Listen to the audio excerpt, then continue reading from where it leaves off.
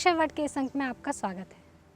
हमारे आसपास न जाने कितने ही वरिजन हमें रोजाना दिखाई देते हैं। ऐसे वरिजन विभिन्न विभागों में अपनी सेवा देकर सेवानिवृत्त हुए हैं। ऐसे वरिजन अगर किसी परेशानी में हो तो हम युवाओं को उनकी मदद करनी चाहिए, चाहे हम उन्हें जानते हों या नहीं।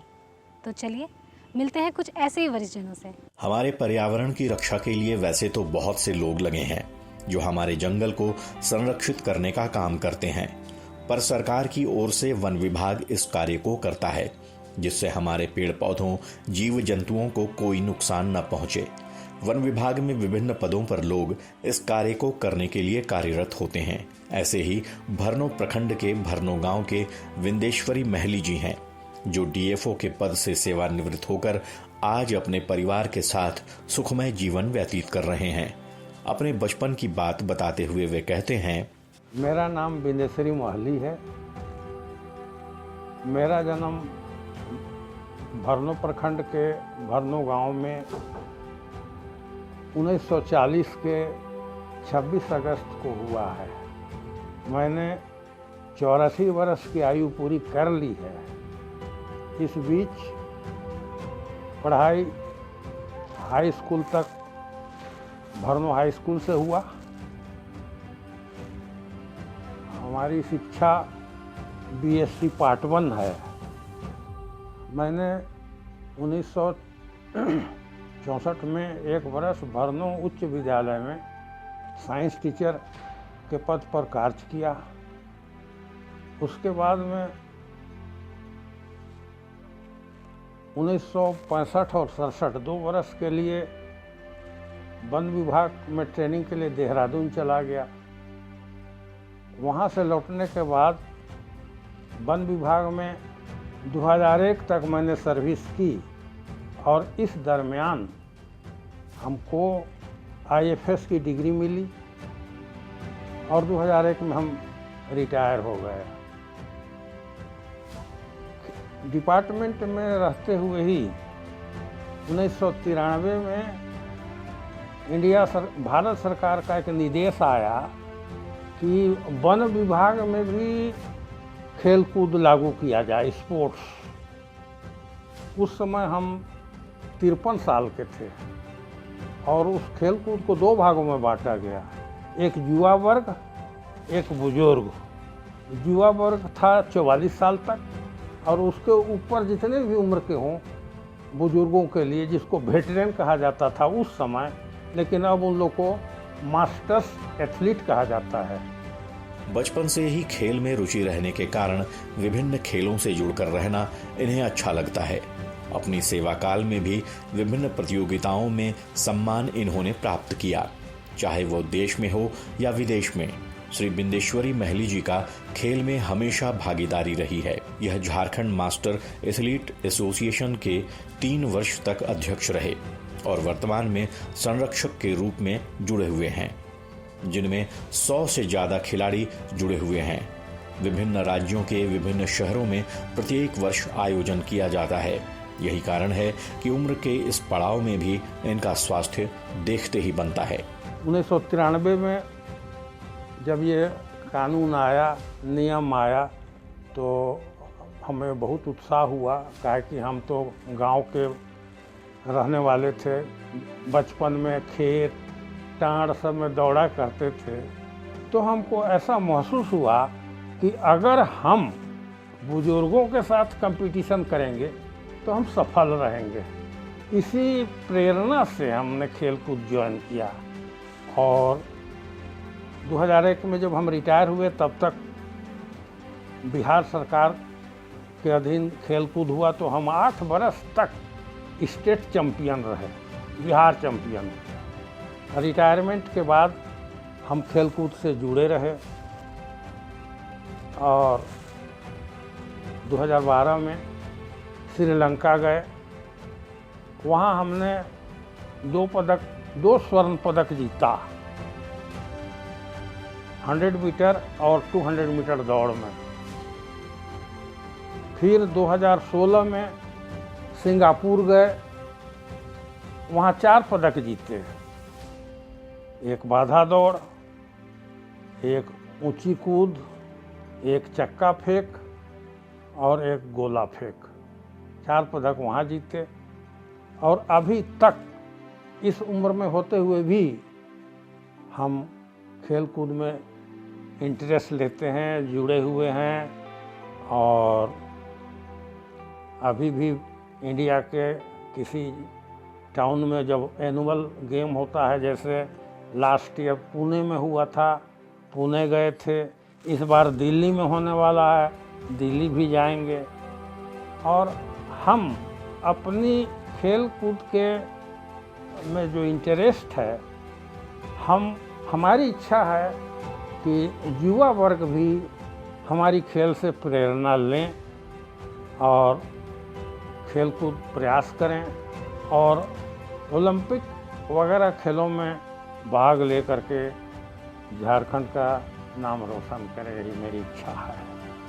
हमें बचपन से बताया जाता है कि हमारे जीवन के लिए जल, जंगल, जमीन में होने वाले पेड़ों का क्या महत्व है। पेड़ कटने से हमें क्या नुकसान होते हैं। गर्मी बढ़ती है, बारिश कम होती है, सांस लेने में हमें तकलीफ होती है। इसलिए पर्यावरण को संरक्षित रखना हमारा कर्तव्य है।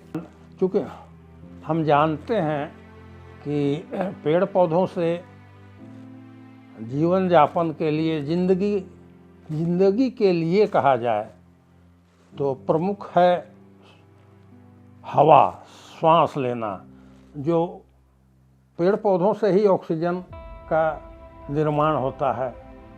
और हम चूँकि वन विभाग में थे, इसलिए हम महत्व देते हैं इस बात को। पौधों से केवल श्वास लेना ही नहीं, बहुत सारे चीज़ जुड़े हुए हैं मनुष्य के ज़िंदगी के लिए। जैसे वर्षा होती है, जिससे खेती होती है, पीने के लिए जल मिलता है। तो महत्व तो फॉरेस्ट का बहुत है। इतना ही नहीं, उसमें वन जंतु भी रहते हैं जिसको वाइल्ड लाइफ कहा जाता है। और उसके लिए वन विभाग जगह जगह पर पार्क बना दिया है उनका भरण पोषण करने के लिए, जंगल जानवर, वाइल्ड लाइफ। श्री बिंदेश्वरी महली जी की शादी श्रीमती पुष्पा देवी जी से हुई, जिससे इन्हें 5 संतानें हैं। इन्होंने सभी को पढ़ाया लिखाया, जिनमें इनकी पत्नी ने महत्वपूर्ण भूमिका निभाई।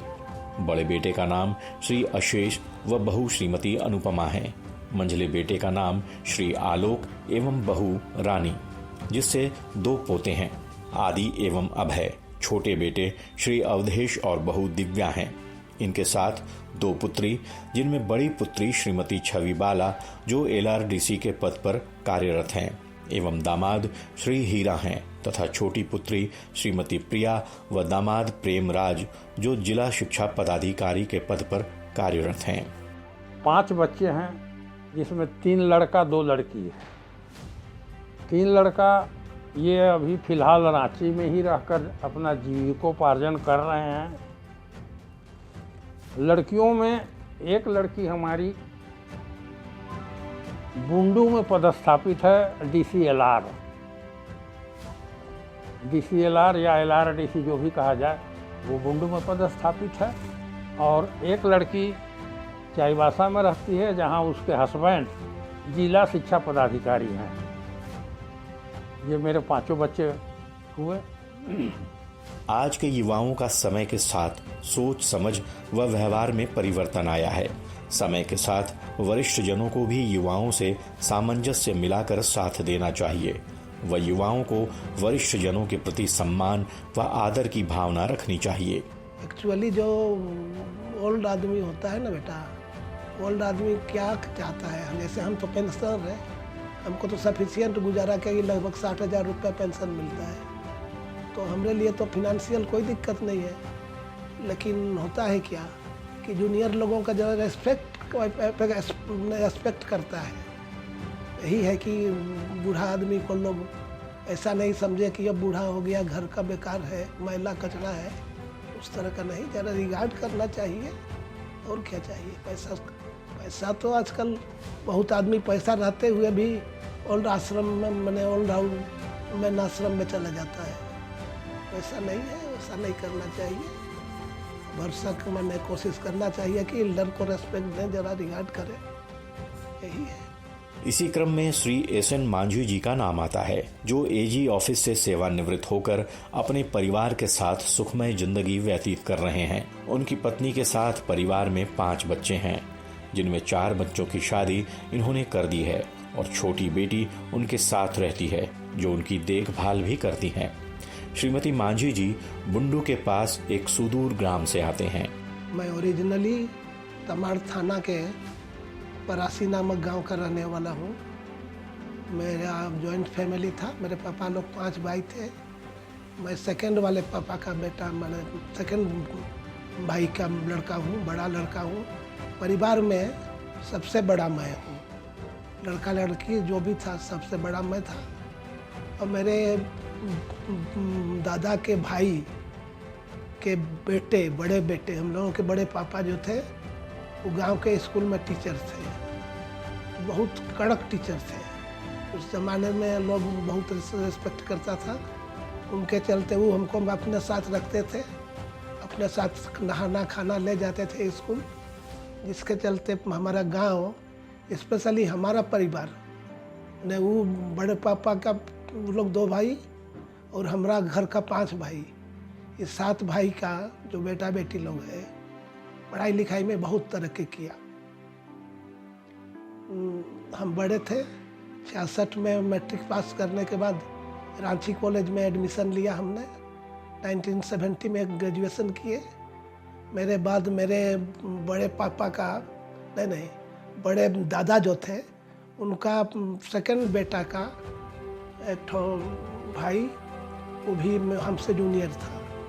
वो पढ़ने आया रांची कॉलेज, वो भी ग्रेजुएशन किया, पीजी किया।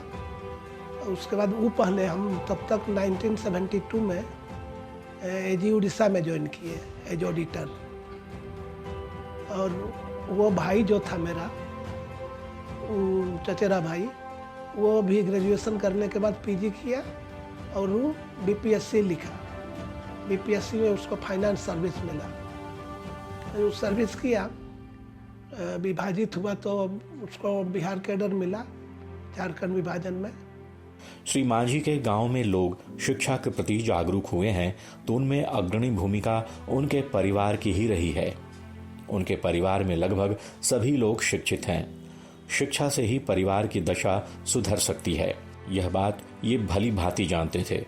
इसलिए अपने सभी बच्चों को इन्होंने अच्छी शिक्षा दी, जिससे उनका जीवन यापन बेहतर हो सके। हम एजी उड़ीसा ज्वाइन किए 72 में। उसके बाद 1972 में, 79 में हम एजी बिहार ट्रांसफ़र होके आ गए। यहाँ आने के बाद 1972 में हम ज्वाइन किए थे। 1973 में हम शादी किए, शादी हुआ मेरा। और पहला बच्चा बेटी हुआ, 3 बेटी है। बड़ी बेटी 76 में हुई, वो भी MSc B.Ed है। वो लोग रहती है, वो दामाद है बिरसा कॉलेज में प्रोफेसर है। उनकी वाइफ है, वो लोग कांके में रहता है। वैसे ही बेटी सब ग्रेजुएशन वगैरह की, B.Ed की, लेकिन वैकेंसी उस समय नहीं निकलने के कारण कोई एम्प्लॉयड लोग नहीं हो सकी। बेटा 2 बेटा मेरा है बेटी लोगों के बाद। बड़ा बेटा मेरा IIT खड़गपुर से इंजीनियरिंग करके MBA किया IIM अहमदाबाद से। वो अभी बॉम्बे में कंपनी में एसोसिएट वाइस प्रेसिडेंट के पद पर काम करता है। छोटा लड़का मेरा वो NIT सूरतकल से इंजीनियरिंग कंप्लीट किया, मैकेनिकल इंजीनियरिंग। और XLRI जमशेदपुर से वो MBA किया। वो अभी IBM कंपनी में बंगलोर में जॉब करता है। यही हुआ परिवार का मेरा। वैसे मेरे परिवार में और जो भाई लोग हैं, मेरे बड़े पापा, अपने बड़े पापा के बेटा, वो भी एजी में था, अकाउंट्स अफसर से रिटायर किया। उसका भी 2 बेटा, एक बेटी और एक लड़का इंजीनियरिंग किया। नहीं, 2 बेटी और एक बेटा इंजीनियरिंग किया। और छोटी बेटी जो है वो डॉक्टर बनी MGM मेडिकल कॉलेज जमशेदपुर से, ये भी झारखंड सरकार में एम्प्लॉयड है। पहले की अपेक्षा झारखंड के रूप रंग समय के साथ बदला है, जिसे मांझी जी अच्छे तरीके से बताते हैं। पहले की अपेक्षा रोड, बिजली, पानी, शिक्षा आदि के साधन सुदूर गांवों तक पहुंचे हैं, जिससे बच्चे कहीं भी शिक्षा या आवश्यक कार्य के लिए आसानी से आ जा सकते हैं। झारखंड में कुछ डेवलपमेंट हुआ है, रोड वगैरह बना, बहुत इतना नहीं बना था, पुल उल नहीं था, नदी सब में बहुत मुश्किल होता था। स्पेशली सोनाहातू सिल्ली वगैरह का एरिया, सोनाहातू का एरिया, ये बरसात के समय 4-5 महीना टापू बन जाता था, उधर का लोग रांची आ नहीं सकता था। हम अपना बता रहे हैं, हम सिल्ली स्कूल में पढ़ते थे, हम लोग बरसात के दिन में नाव से पार करते थे सुबर्ण रेखा, और पैदल चल के हम जाते थे तिरुलडी, या इधर बुंडू तक पैदल आइए और बुंडू में बस पकड़ के रांची आइए, पुरलिया रोड से फिर सिल्ली जाइए। इस तरह का हम झेले हैं बेटा। और नहीं तो फिर पैदल चल के तिरुलडी जाइए, वहाँ रात वाला जो सुबह वाला हावड़ा हटिया आती है, उससे बैठ के पूरी आइए, फिर सिल्ली आइए। ये कम्युनिकेशन था। लेकिन विभाजन होने के बाद इस सब में बहुत बदलाव आया है, डेवलपमेंट हुआ है। गांव सब देखने जाने पर पता चलता है कि सब जगह रोड कनेक्टिविटी बढ़ा है। और आजकल ऐसा है कि छोटा सा गांव भी जाइए तो वहाँ भी बाइक वगैरह ये सब गाड़ी घोड़ा बहुत बड़ा है, डेवलपमेंट हुआ है। लेकिन और होना चाहिए था। पढ़ाई लिखाई में डेवलपमेंट नहीं है, वो सब एरिया, हम लोगों का एरिया पढ़ाई लिखाई में पहले जैसा नहीं है। जो परिवार पढ़ गया वही पढ़ गया। ग्रामीण क्षेत्रों से निकलकर नौकरी करते हुए ये बच्चों जो पढ़ना चाहते हैं, उनकी मदद के लिए हमेशा तत्पर रहते हैं, जिससे उनका भविष्य सुधर सके। आज किसी के भविष्य के लिए शिक्षा का क्या महत्व है, ये हम सब अच्छे तरीके से जानते हैं। इसलिए श्री मांझी जी भी शिक्षा पर हमेशा जोर देते रहते हैं। आज भी विभिन्न तरह की किताबों को पढ़ना, समाचार देखना, नई नई किताबों को खरीदना नहीं छोड़ते। सेवा काल तो हम लोगों का अच्छा रहा। हम 1979 में यहाँ आए, उसके बाद हम भी, हमारा आगे पीछे का जो बैचमेट लोग था कॉलेज का चाहे एजी का, लोग सब BPSC वगैरह करके निकल गया, तो हमको भी लोग बोलने लगा कि आप क्यों नहीं अप्लाई करते हैं, चाहे नई कोशिश क्यों नहीं करते हैं। तो हम भी, एक लास्ट चांस था मेरा BPSC का, उसमें हम भी एग्ज़ाम में अपीयर हुए, तो हमको पोस्ट मिला। एक्चुअली उस समय प्रखंड विकास प्रखंड नियोजन सह सामाजिक सुरक्षा पदाधिकारी का था। तो उसमें कुछ कोर्ट केस वगैरह हुआ जिसमें देरी हुआ। बाद में हम लोगों को 1984 में जाके वो मेटरलाइज किया, हाई कोर्ट वगैरह में गया लोग पटना में, तब जाके अपॉइंटमेंट मिला। हम ज्वाइन किए as assistant director social security, Patna में ज्वाइन हुआ। कुछ दिन ट्रेनिंग हुआ, उसके बाद मेरा पोस्टिंग हुआ जमशेदपुर में। कलेक्ट्रेट में पद होता है ये, इधर भी आजकल भी है। जमशेदपुर में हम रहे 85 या 86 में, जमशेदपुर में हम रहे 91-92 तक as assistant director social security. वहीं मेरा बाल बच्चा लोग सब पढ़ाई शुरू किया। उसके बाद हम चले गए, वहाँ से ट्रांसफ़र हुआ हजारीबाग कलेक्ट्रेट में। हजारीबाग में हम 92 से 98 तक रहे। मेरा जितने 5 बच्चा पढ़ाई लिखाई, एक्चुअली लड़की लोग तो सब ग्रेजुएशन वहाँ से की। मेरा बड़ा बेटा जो IIT किया, वो भी वहीं से ISC किया, संत कोलम्बस कॉलेज से। और झारखंड अलग होने के बाद जो पहला ISC का जो इंटरमीडिएट काउंसिल का एग्ज़ाम होता है, उसमें वो अपीयर हुआ, अच्छा रिजल्ट किया। स्टेट में उसको 17 या 18 पोजीशन मिला। उसके बाद IIT का प्रिपरेशन करने लगा, IIT चला गया, पढ़ने लगा। उसके बाद हजारीबाग से मेरा फिर ट्रांसफ़र हो गया पटना डायरेक्टरेट, बिजली भवन के सामने लेबर डिपार्टमेंट का ऑफिस था, उसी में डायरेक्टरेट था। वहाँ मेरा पोस्टिंग हुआ, हम वहाँ चले गए। और झारखंड जिस समय अलग हुआ, उस समय हम लोग फिर रांची आए। जैसे 15 नवंबर को अलग हुआ था ना बेटा, तो 14 के रात को ही हम लोग को वहाँ से भेज दिया गया। 15 को हम लोग यहाँ ज्वाइन किए और नेपाल हाउस में हम लोगों का ऑफिस था। हम लोग वहाँ काम धाम शुरू किए। अच्छा रहा मेरा वहाँ का कार्यकाल। बाद में कुछ कारण से एक सेक्रेटरी हमसे नाखुश थे, नाम तो नहीं बोलेंगे, तो वो हमको ट्रांसफ़र कर दिए। कुछ मैंने जो नहीं हम कर सकते थे या कुछ गलत काम हमसे करवाना चाहते थे, हम बोले कि हम नहीं कर सकेंगे। तो फिर बोले कि आप यहाँ हेड क्वार्टर के लायक नहीं। हम बोले ट्रांसफ़र कर दीजिए, भी झारखंड में न कीजिएगा, कीजिए। हमको ट्रांसफ़र कर दिया लोहरदगा कलेक्ट्रेट में। अक्षय वट के वरिष्ठ जनों के क्रम में बारी है श्री गोविंद चौधरी जी की, जो बोकारो स्टील प्लांट से सेवानिवृत्त होकर रांची में रहते हैं। उन्हें दोस्तों से मिलना, बातें करना अच्छा लगता है। ये हटिया स्थित लटमा रोड में अपनी पत्नी, बड़े बेटे, बहू व पोते के साथ रहते हैं, जहां इनका मन लगा रहता है। मेरा नाम गोविंद चौधरी हुआ। मैं बिहार के भदोही जिला में चांदपुरा बस्ती है, उसका निवासी हूँ। हम लोग पहले गांव में थे।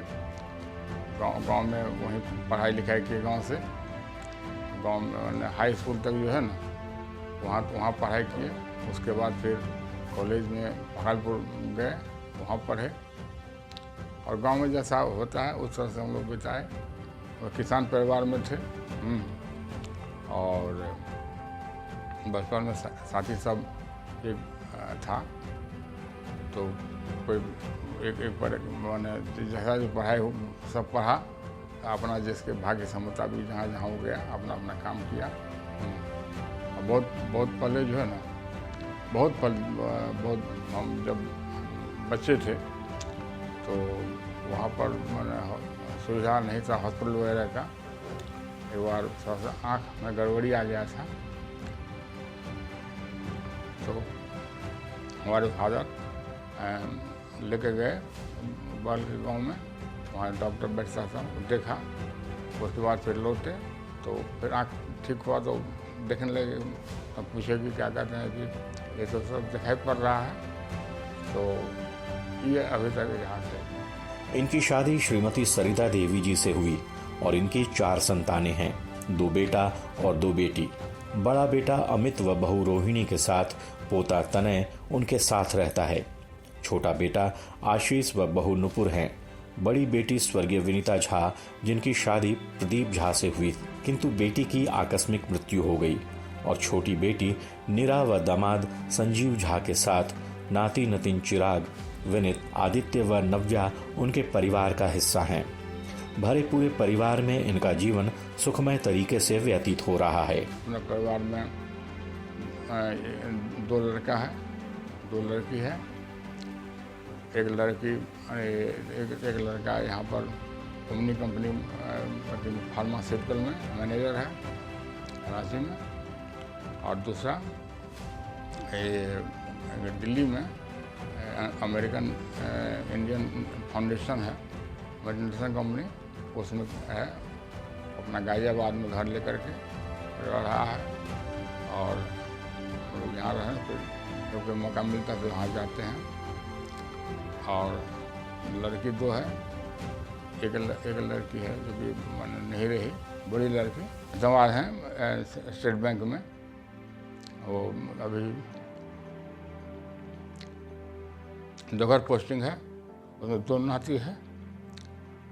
एक नाती इंजीनियरिंग का कल ग्रेजुएशन दिया था, तो PIT मेसरा से उसको अपना पास किया। दूसरा वो कर रहा, मेडिकल का तैयारी कर रहा है, वो बोकारो में है। और एक लड़के यहीं पर हैं, दामाद हैं, ये हाई कोर्ट में, ये क्या कहते हैं, कोर्ट अफसर संजीव झा।